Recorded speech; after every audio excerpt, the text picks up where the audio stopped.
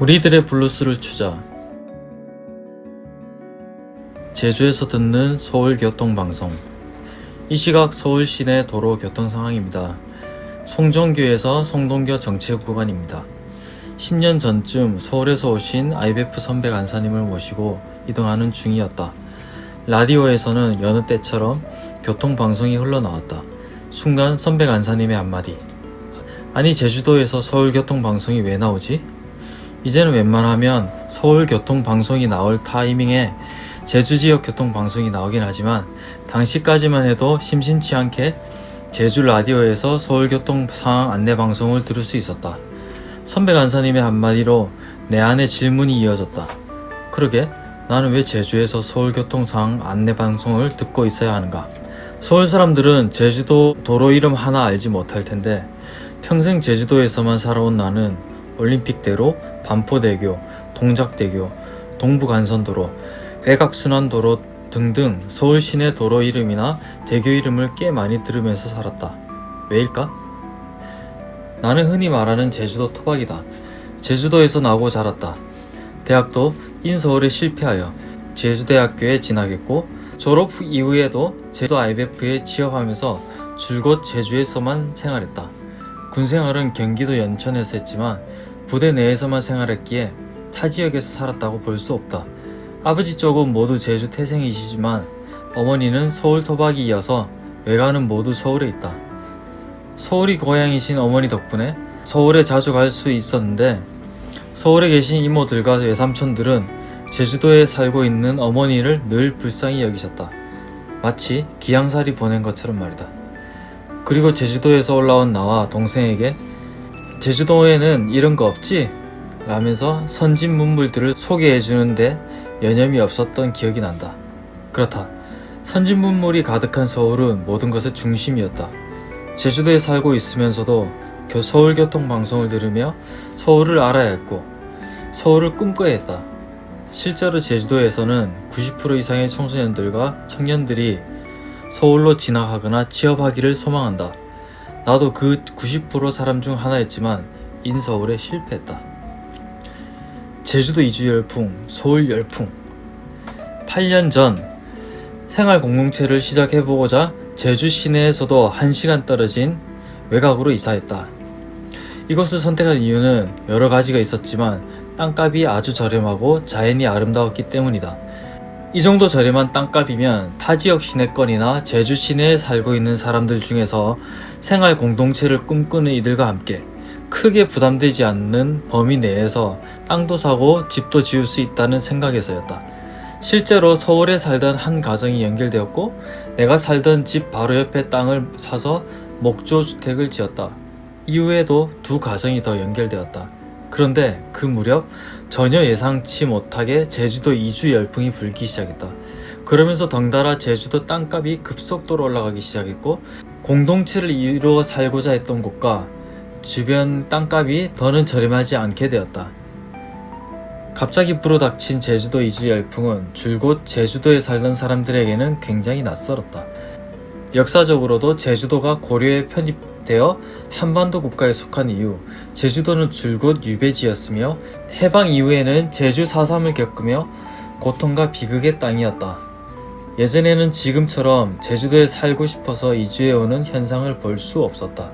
실제 통계 자료를 살펴봐도 제주도는 계속해서 인구가 줄어들고 있었는데 갑자기 유례없이 인구가 증가하기 시작한 것이다.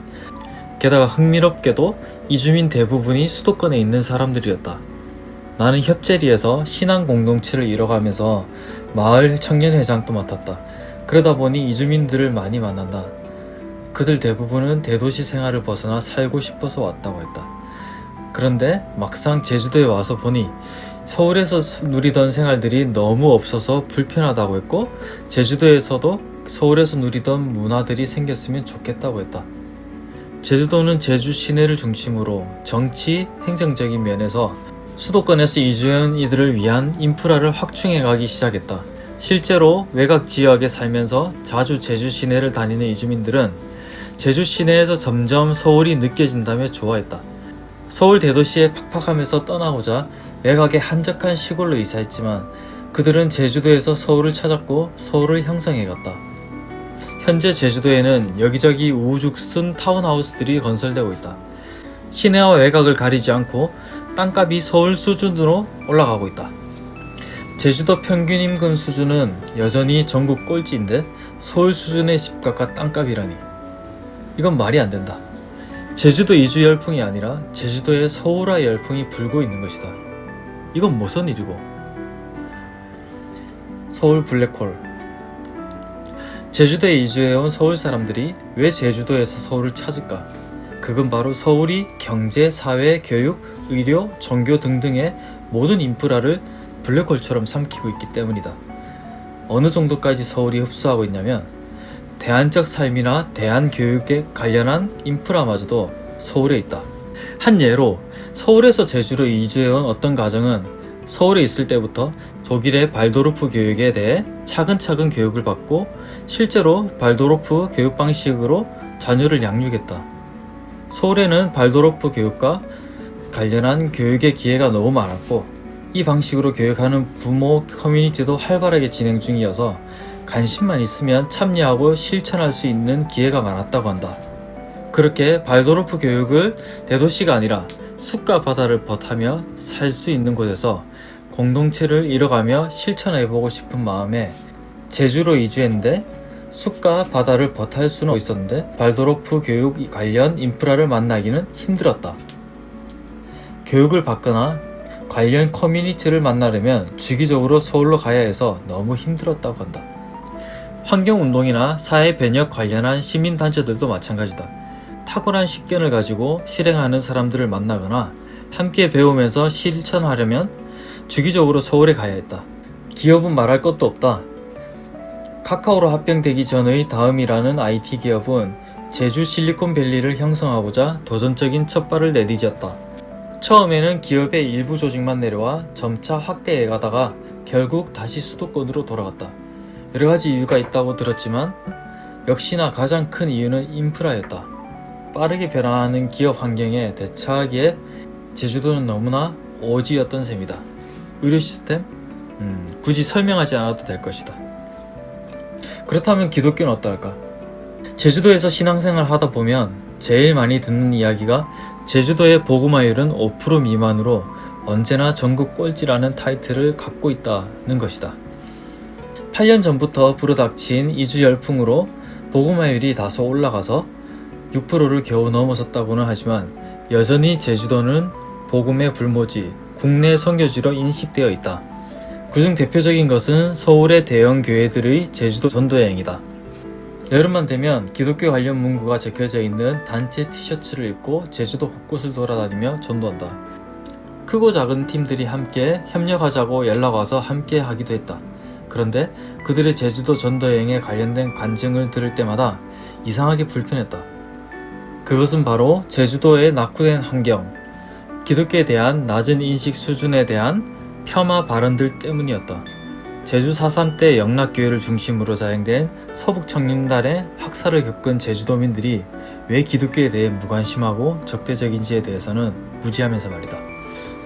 이렇게 제주 지역의 역사와 정신에 대해 무지한 서울 기독교는 여러 문화들을 제주 기독교 사회에 선보인다.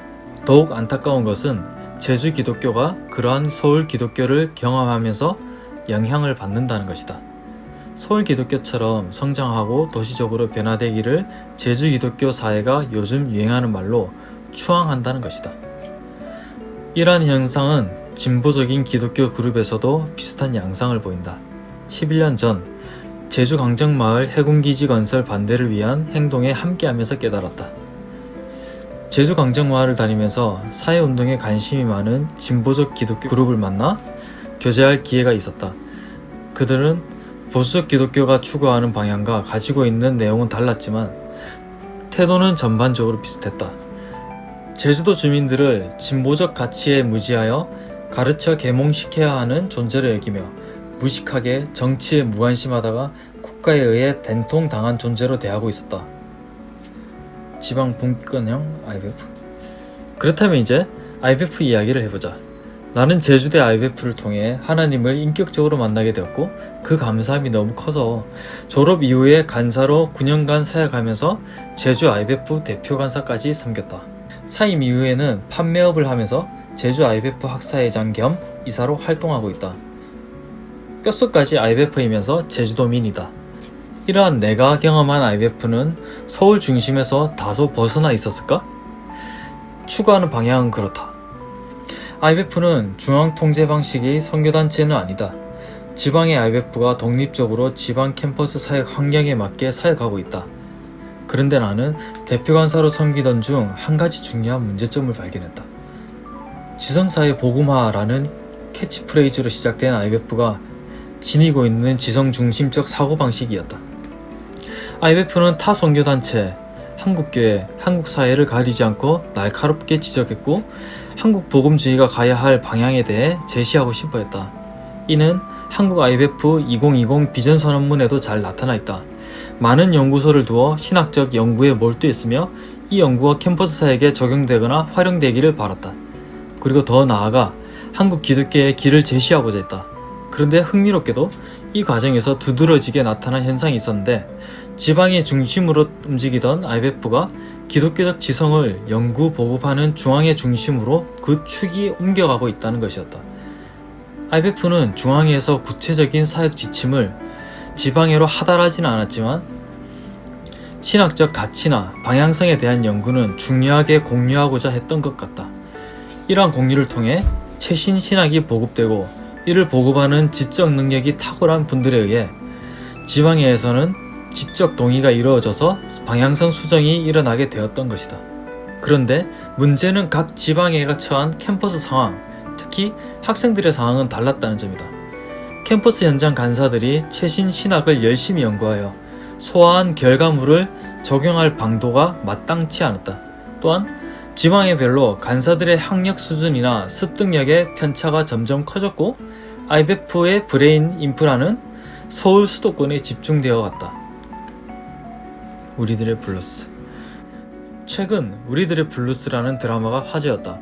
제주도가 전면적으로 배경으로 등장한 드라마다. 게다가 쟁쟁한 배우들이 대거 참여하였고 전달하는 이야기도 너무 좋았다. 자막 처리까지 하면서 배우들이 알아듣기 힘든 제주어를 선보였다. 제주도민으로서 다양한 느낌과 감정이 오갔다. 나는 어떤 한 지역의 언어와 문화가 전국적으로 공유되는 일이 드라마뿐 아니라 사회 전반적으로 더 활성화되었으면 좋겠다는 생각이 들었다. 서울은 노른자, 경기도는 흰자, 그 외 지역은 아무것도 아닌 인식에 변화가 일어나 서울 경기권 외의 지역에도 사람들이 이미 살고 있다는 인식을 가졌으면 좋겠다. 평생 서울에만 살다가 제주도로 이주한 이웃의 말이 기억난다.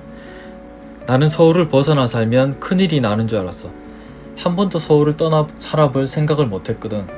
그런데 여기에도 사람들이 살고 있더라. 그렇다. 제주도 같은 섬나라에도 수천 년 전부터 사람들이 살고 있다.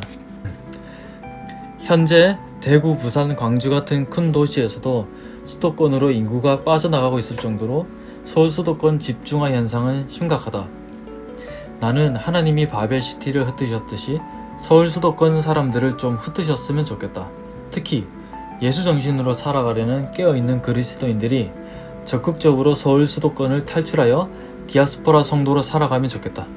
그리고 서울 수도권이 아닌 지역에서 살고 있는 나와 같은 그리스도인들도 서울 수도권 중심적 사고방식의 포로에서 해방되어 적극적으로 내가 살아가는 지역에서 우리들의 블루스를 쳐보자. 즐겁게.